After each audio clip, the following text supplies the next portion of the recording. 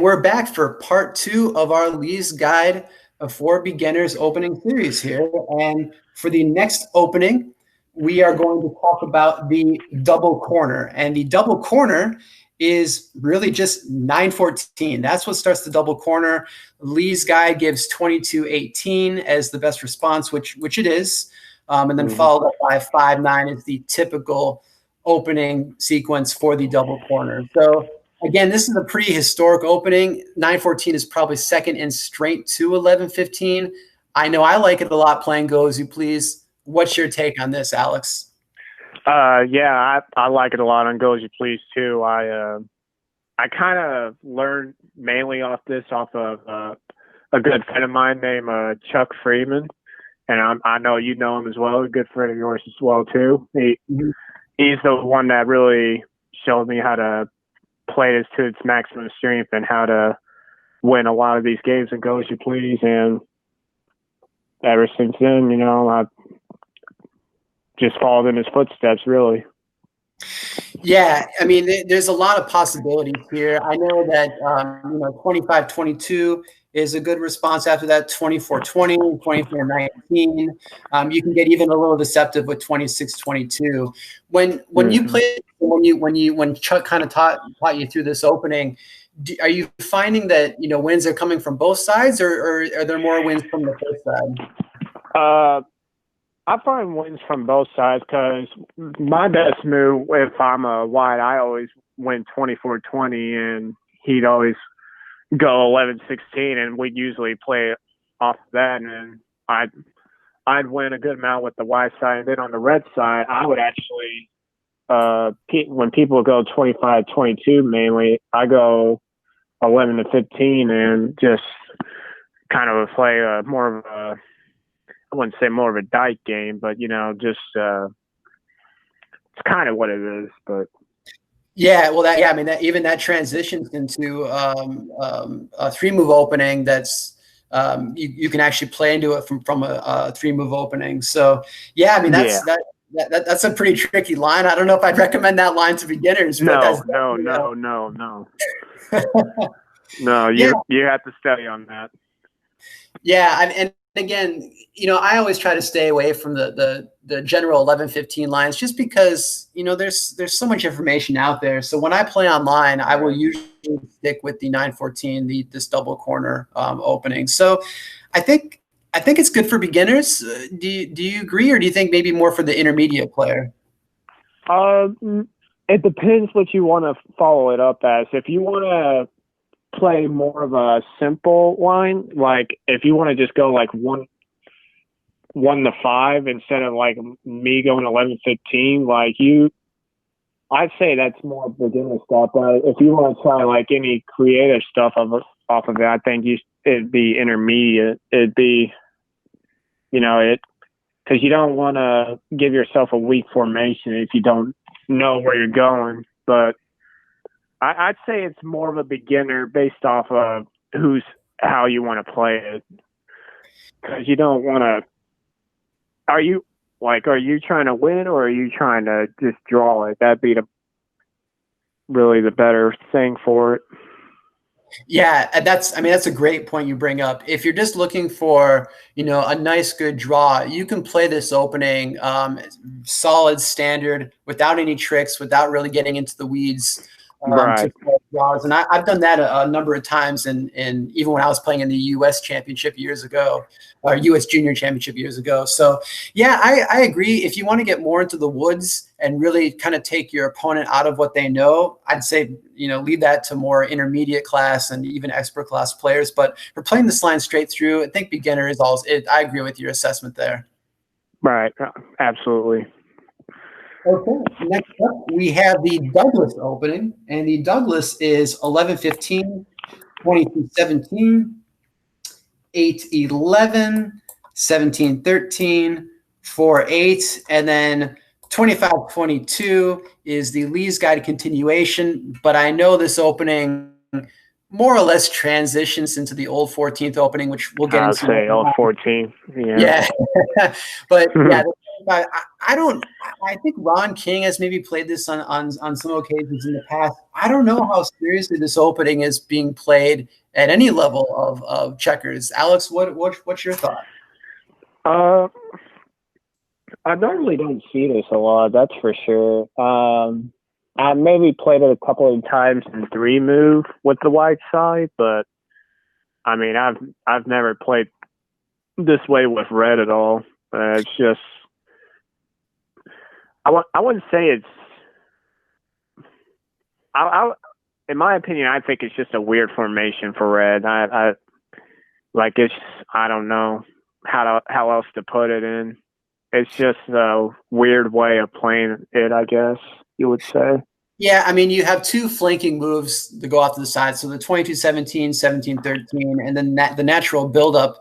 I mean, after the 15-19 exchange, which is what Lee's guide gives, Right. I don't know, like it's good for the first side is what it says, but I feel like this is more of not a handicap line, but certainly a line that's just not seen at any level of play in today's game. Yeah, I'd agree with that for sure. Yeah, so I guess really if you're going to look at the Douglas opening, maybe I would reserve that maybe for the intermediate or even expert class type player. Yeah, for sure. Okay, so next up we have the Dundee, which is just 12-16. And Alex, I know we were talking during our break and you were, really taking more of a deeper dive into the 12-16 openings. This opening is characteristically known as being the second weakest opening on the board after, the second side moves 24-20, further cramming the single corner. But I don't know, like it's it's kind of a handicap line if you're playing from a go as you please side, but I'd love to hear your take on this. Yeah, this is definitely probably expert level or maybe possibly intermediate, but these are one of the last openings you would want to study.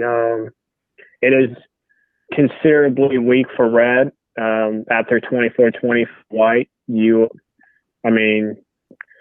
You're very limited most of the time, but even though you can win with the red side, because I've done it a good amount myself, but you have to be very careful because you will lose if you don't know the first 5 to 10 moves on the board for sure. Yeah, absolutely. Went through that. Oh, go ahead. No. I was just saying, because I went through that growing pain when I first started playing checkers. I could not find a way to draw 12-16 lines because I just didn't know them at all. So I didn't know how to play. And you bring up a great point. I think if you are looking to study this, and Alex, I 100% agree with you. I would leave this opening alone from a beginner's perspective. I leave it till much, much later on. It is really important to know the published play here because, as you said, one slip up, your position can really become untenable very quickly. Right. And also too, generally speaking, 8-12 is the best response because again, you're shoring up your single corner. In the past, I know Tim Lafferty prefers this, but moving 11-15 and exchanging there, which is about an even game. There's still a good edge for the white side, but it turns into more of an even game at that point. Yeah. Have you played that line in tournaments? I have a couple of times, but not very often, just based on the fact that, I always play for, me. I always try to make sure I have a possible win on the board. But, I've never really won when I've won 11-15, so I kind of stayed away from that and always went the 8-12 line because I always have a possible chance of winning that. But, yeah, I have played it a couple of times, so I've won a couple of draws off of it. But, if you want to possibly get into a trap and go 28-24, do that crazy line with 16-19, even though it's not the best for red. Still, I think it's actually weak for red, but, it's a fun line to play. Yeah, there's just a lot to it. And, yeah, Alex, I completely agree with you. I would avoid this opening, certainly. when you're first starting out. So Yeah. all right. Next up, we have the Dyke opening, which is 11:15, 22:17, and then 15:19. And for the viewers out there, the Dyke, what this really is, it's a Scottish word for a fence or a stone wall.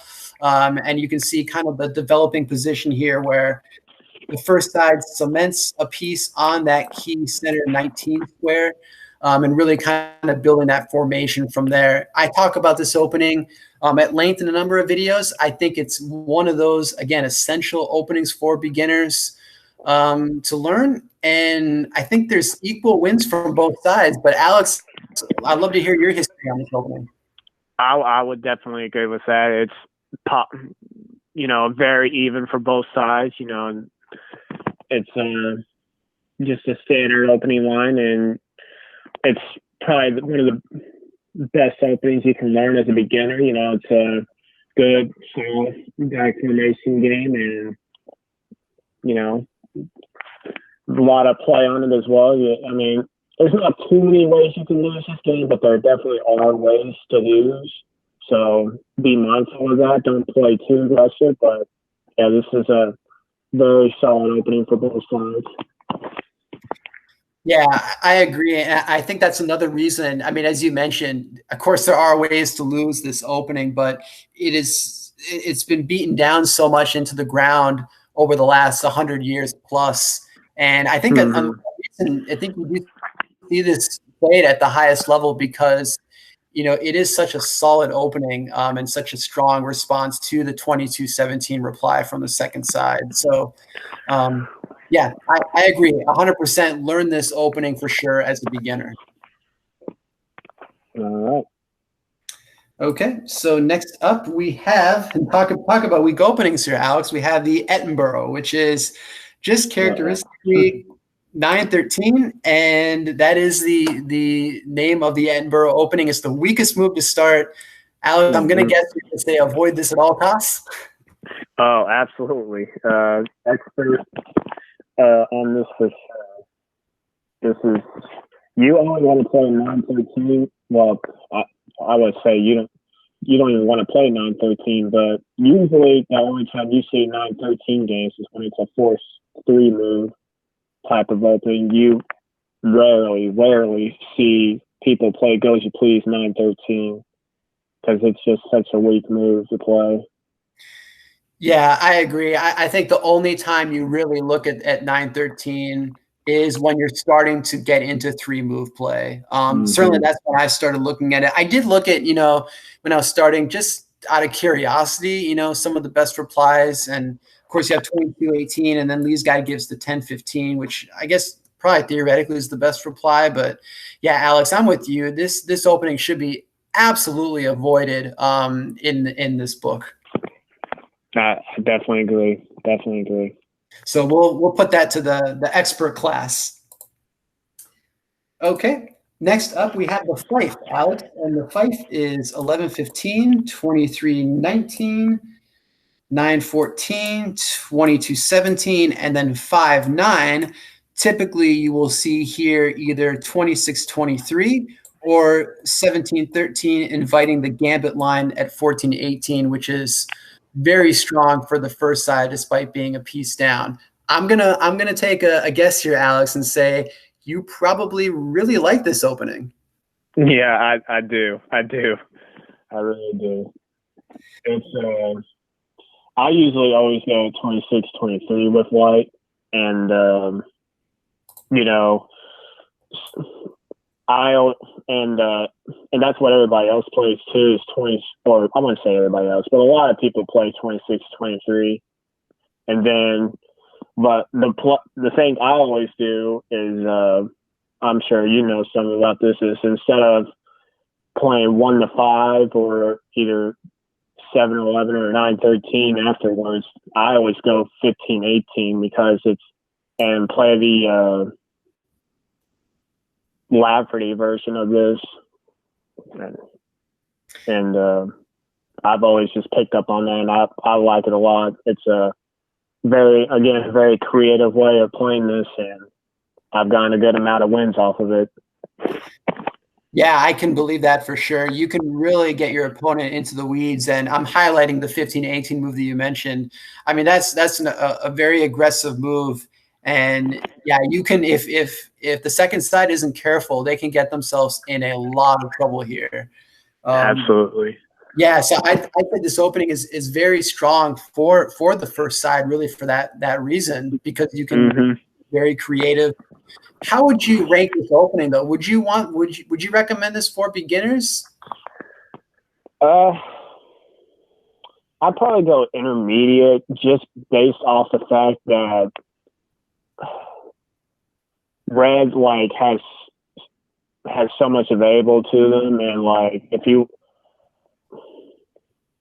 I would rate it intermediate just based off the simple fact that if you want to play aggressive, like and you want to try to win, like you got to study at least somewhat a little bit to be able to try to win games. But I mean, even if you're just trying to draw it, it's a tricky side to draw for white as well if you're not careful and you don't know what you're doing.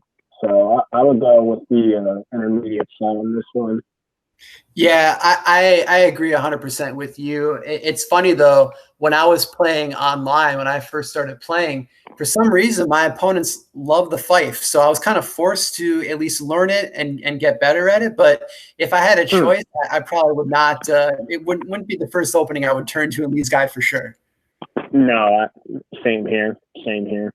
Yeah. So yeah, again, for the intermediate player, just because there's so much to this, and it's really unnecessary for the second side to play into it. So yeah, fantastic. Okay, next up we have the Glasgow, and the Glasgow is 11-15, 23-19, 8-11, 22-17, and 11-16. And Alex, I gotta say this opening. I think it's one of the classics in checkers. It was one of the first openings, and certainly the Martin's Rest line was one of the first openings I really ever studied in this game. I don't know what your thoughts or feelings about this, because it's more of a traditional. I guess there are some traps, but what are your thoughts here? Yeah, I'd agree with that. It's mainly more of a traditional line. It's because I usually always go. A lot of people always go 24-20 at their 16 or 11-16, and jump all the pieces out and then go 3-7 afterwards. And it's just a traditional Dyke game, and played it a good amount of times over the years, and mainly been draws. I've lost and a win here and there, but yeah, it's just a traditional. I would rate this as a beginner game right here to study, because it's such just a classic over the years, and it's played multiple times, throughout tournaments and all that. So I would definitely go with the beginner side on this one. You would definitely want to know it. Yeah, I agree, and yeah, I figured this opening you probably wouldn't play it as much, just because it is so traditional. I mean, this is really embedded in checkers culture, and yeah, after the changes, and I know there's been some renaissance with Condolo playing the 11-8 pitch instead of the traditional either 28-24 or the Anderson defense with 25-22. But again, the draws are just so. I mean, you look at all of checker history, and it's just draw after draw with this line. Yeah, an occasional win here or there, but it's such a traditional line. For sure. Absolutely. Okay, next up we have the Glasgow-Whilter, which is 11-15, 23-19, 8-11, 22-17, 9-14, 25-22, 11-16, and then instead of the 24-20 going back into another standard line in the Glasgow, you play 26-23, which Lee's Guide says, this is such a weak game for the second side, because after committing 26-23, there's not a whole lot of scope. I tend to agree. I don't know if this opening is really played seriously at the highest level, Alex. No, I would definitely agree with you on that. And everybody goes 16-20 right here, because it's the only good move for red, really, because you don't want to run them out that flying over there in the double corner. I mean, this is a very weak opening to say what's the right side. I normally don't ever play this unless I'm forced into it somehow off a 3 move. But yeah, I mean, I don't hardly ever play this unless it's just a translation off a week 3 move opening or something like that. Yeah, this opening, it's not really tenable from the second side if you can help it.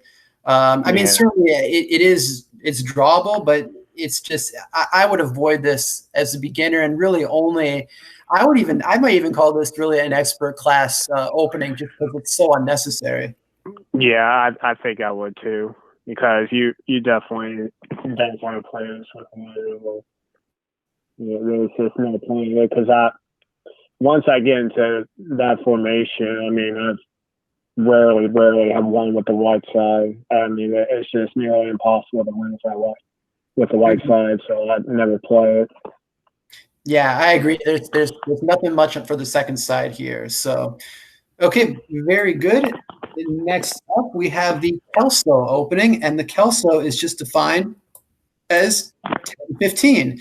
That's the way to start this opening. Again, there's so many possibilities here for the white side, with probably 21-17 being the best reply. Alex, did you study the Kelso when you got Lee's guide at all? I did. Actually, I studied a good amount, and the reason for that is because that 10-15 was actually, at the time when I was young, my favorite move to start off with. Why, I'm not really sure, because I was young. But yeah, it was actually the one of the first lines I ever studied, and then a lot of people would go 21-17. I'd do the crazy move of 6-10 right here, actually. And yeah, I mean, it's a weird looking line, but I mean, it's definitely, one that both sides can win for sure. And yeah, there's a lot of play on it, but I would say this more of a in between beginner and intermediate, just based off of it depends on what's white's reply, and also, again, if you're trying to win or lose the game, or not win or lose the game, win or draw the game. And yeah, it's definitely not as strong as the 11-15, but again, a lot of people know more about 11-15 than 10-15, so it's really just on what you prefer on this one. Yeah, I mean, super well said. And I think, when you look at 10-15, it's a great way to maybe throw some people off if they're so used to playing 11-15 all the time. Then suddenly you throw, the Kelso in there. I think for this line, you mentioned, 21-17 and then 6-10. I know Clayton Nash, another U.S. international player, has mentioned to me that he likes this too, because there's winning chances for both sides. You can win Absolutely. with either the first side or the second side. For me, I did study this, and at least I learned the main kind of trunk lines when I was first starting in checkers, but I didn't give much attention to it. And maybe that's a reason why I kind of struggle with this line in particular. I know I have scored some wins with it, but I'm not super as comfortable with the position as maybe someone like you or Clay is. But that's great to know that, your history, that this is the opening that you started. So maybe for the viewers and people that are listening in here, maybe they'll start off with this opening too, and maybe get to be as good as you someday, Alex. Yeah, I mean, that'd be awesome. That would be awesome. All right. So number 20, we have the Laird and Lady. And this opening is 11-15, 23-19, 8-11, 17 or 22-17, 9-13, 17-14, and then not the Black Doctor. You take instead the 21-14 jump. So Again, I can probably guess, Alex, that this is maybe one of your favorite openings just because of all the wild and craziness you can have here. Yeah, I love to play this opening as well. I mean, I probably know a good amount more off the Black Doctor than this, but I will definitely say I've had success with this jump as well. And yeah, it's definitely another one of those tricky openings you have to watch out for, because every time when I'm with red, because that's the only time I play this, I always jump the other way when I'm white. But every time when I'm red, I always go 6 to 10 right here, and then you know, mostly people go 25-21 as well. Mm-hmm. Just because I think I'm pretty positive you can go 27-23 because it translates back into the same thing, but as the Black Doctor. But everybody goes 25-21 at this point, and I just like playing it from red from there on. I mean, I definitely have good amount of success with it because once you go 15-18, I mean, it's just a weird game from there. It's all mainly cross-board. Yeah, and there's I kind of highlight this in one of my traps videos. It may be the trappiest go as you please opening in Lee's Guide, just in terms of the number of pitfalls in it. I would definitely agree with that. Yeah, I mean, it's one of those openings where you really have to watch your step, and just ordinary moves or moves that you think would be good, like even waiting moves like 4-8 here can be detrimental if you're not careful. I know, and again, kind of going back to my history with the Fife, I learned this out of necessity because so many other players when I was starting out were playing this opening. But for me, like over the last probably 15 years of tournament playing, I really haven't touched this opening because, again, you know me, Alex, I'm more of a traditionalist. I like to stay on kind of these traditional lines, and Laird and Lady is just a little bit too untraditional for me. Yeah, it's definitely a creative line to say the least, and like we went over it earlier, mostly from all the tournament players that I've played against, they would play the Black Doctor line instead of this with Whiteside. I mainly play this online, even though I have played this a few times in tournaments recently. But it's definitely an interesting game to say the least. Yeah, it is. So I think, bottom line, I would probably call this, just because of all the pitfalls and all the traps and the minutia with it, I may call this an intermediate, maybe even an expert line. But what do you think, Alex? What's your take? I would probably go with intermediate, because as long as you're careful, how do I put this? As long as you're careful, I think you'll be able to be just fine on it, even though there are a lot of traps. But as long as you're, not playing reckless and everything, you should be able to draw this line just based off, because not a lot of other people study it, and you don't want to, you shouldn't really have to study this line.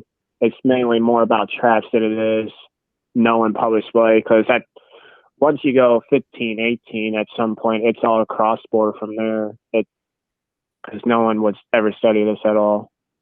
Yeah, and I think the word you used, reckless. That's the thing, because you can be very, very aggressive in here to the point where it could be detrimental to you. So, yeah, as long as you're playing it safe and just and I guess you also said too, crossboard. I think this is a good opening to really, once you have more of the fundamentals down of positional play, I think, maybe trying this opening out and having some fun with it, really to kind of test your crossboard skills. Yes, absolutely. Absolutely. Excellent. Okay, well, that takes us to the next opening, 21, which we'll feature in the next video. So please all stay tuned for that.